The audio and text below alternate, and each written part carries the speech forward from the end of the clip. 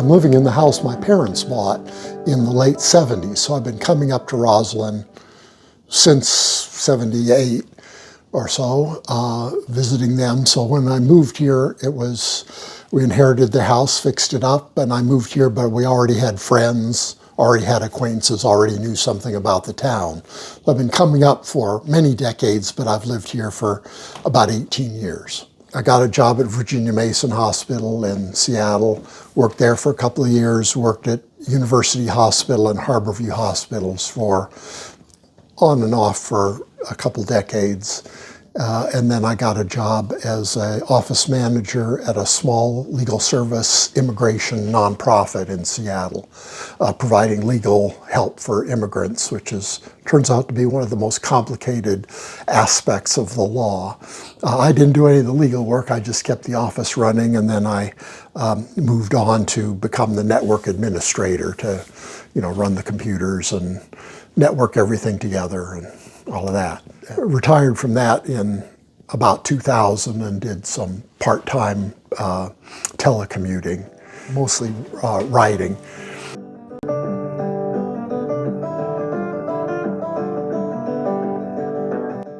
When I was a kid, my father was a bass player in the St. Louis Symphony. He was, for a couple of decades, he was assistant principal bassist. And so every Saturday night we had to go to listen to classical music. Went to the concert with my mother, and when I was too young to be left on my own, so I sort of got force-fed classical music, which there are some classical pieces which I like, but mostly it was my folks' thing. It wasn't my thing. We had records of folk music at home, and that I was drawn to that. So for my 10th birthday, I got a guitar. Actually, it gave it to me a little bit early, a couple of months or so early, because I was going to be gone on a trip for my actual birthday. So I've been playing for over 60 years. Never made a living at it. I was attracted to folk music, and then to blues, and then to sort of fingerstyle country blues, which Mississippi John Hurt, Reverend Gary Davis, Blind Blake, those kind of folks. So I've spent quite a few years playing and learning out of books, and I took lessons from about 3 different teachers about 3 different times. But I'm about 90% self-taught, and always was drawn to the blues and to more, should we say, a little bit more complex finger-picking arrangements. I've written a few songs, a few instrumentals, and a few songs. Mostly I learn from other people. I have a friend who says, well, I'll start writing my own songs when I've gone through learning all the good ones that are out there already. But that'll never happen. So I've written a few and helped write a few others, mostly mostly country blues style, which is finger picking. It's a little more intricate. It's not just strumming the guitar. It's playing, a style which enables you to use the bass like a bass or a bass guitar, use your other fingers for playing the melody and throwing in some chords in the process. So it ends up, rather than being straight ahead, it's a more complex thing, which has bass runs and chording and playing melody and playing counterpoint and accompanying the song, the lyrics. So it ends up, that complexity is part of what attracts me.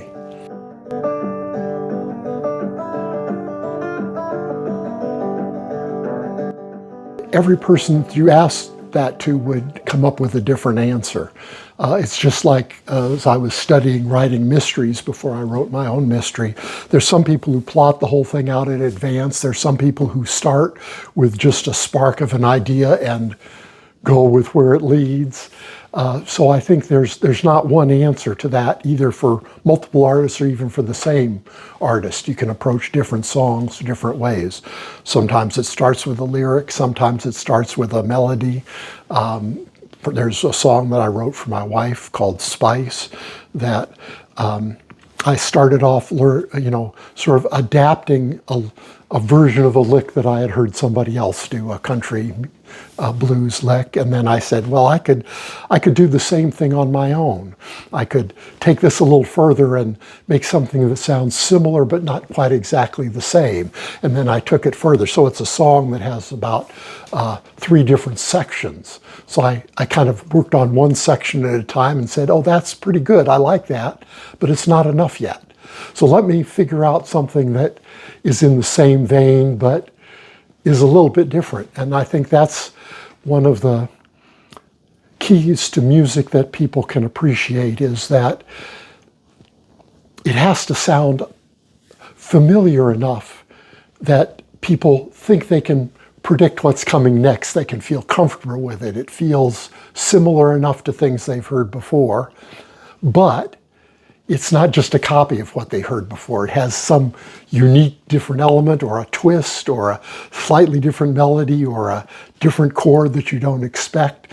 So keeping this awkward balance, you might say, between being predictable and being unpredictable, being familiar and comforting and being surprising.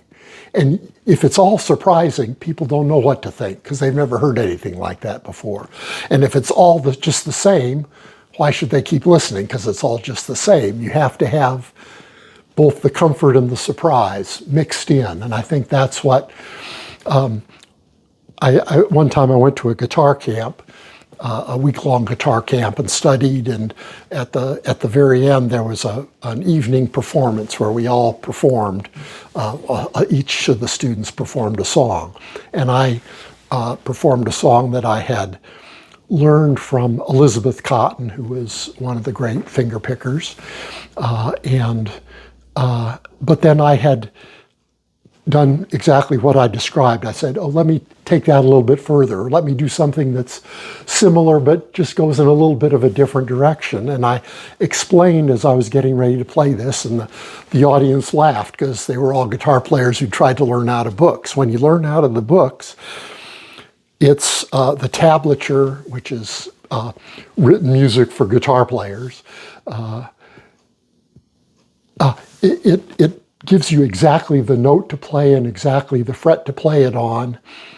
But when you listen to the musician playing that same song, he doesn't play it the same way every verse or every time he records it. There'll be little differences, but those never show up in the books. The books show you one way to do it. And for years, it bothered me. Why don't they show all of the stuff? And I said to the audience there, I realized that's part of the point. You're supposed to learn what they do and then learn how to put your own spin on it. So it's familiar and comforting and composed, and then you add a twist, add a difference.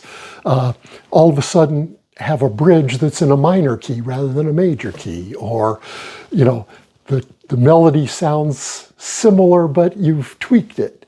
So you maintain that odd balance that keeps people engaged but not disoriented.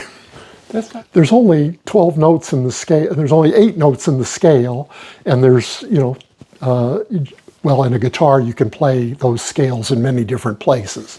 One of the strengths and weaknesses of the guitar is that the guitar, because you can play the same note or the same note in a different octave on many places in the guitar, it's very expressive. So you have lots of sonic possibilities with the guitar. The problem with the guitar is you have way too many possibilities. So it's unlike the piano. When you're playing a C chord at middle C, it's always the same. But on a guitar, you could play a C chord in 4 or 5 different configurations of your fingers in 4 or 5 different places on the fingerboards, and they each sound just a little different. They're the same chord, but the notes are in a different order or in a different octave or have just a little different feel to them. And that's the strength and weakness of the guitar, that it has all these possibilities, almost way too much. So it can be very expressive, but it also, to get past the basics, can take you quite a while to learn all the possibilities.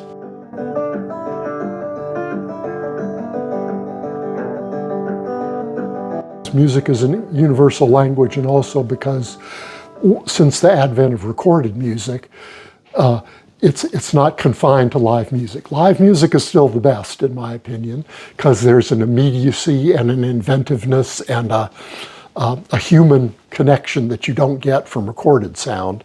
But with the advent of recorded sound, music from the US, or even regional music that was confined to one part of the US, has spread worldwide. Just as we can hear music that was recorded in South Africa or Nigeria or Russia or Japan or Australia, they can hear our music. And so the music that we go somewhere else and play will sound familiar enough to them because they've heard it, but it'll also be new because they've never heard your version of it. And that's very true. When did I realize that? Well, I've always known theoretically, but to get the feeling of that, you really have to go somewhere else where it really is new to people and get that immediate response, or that they think, oh, that's cool, I've never heard anything quite like that before. But they can identify with it even so. And that's a powerful feeling. And that takes traveling.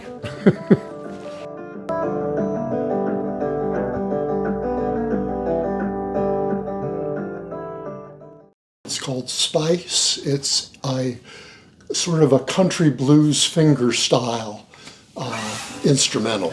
And the guitar I'm playing is a National Steel. It's a resonator. This right here is the resonator part, and it has little thin metal discs inside that provide extra vibration. So it's louder than a typical guitar, and what I like particularly for the kind of music I play is that you can hear each of the notes and they're fairly crisp. So that's what I like about it.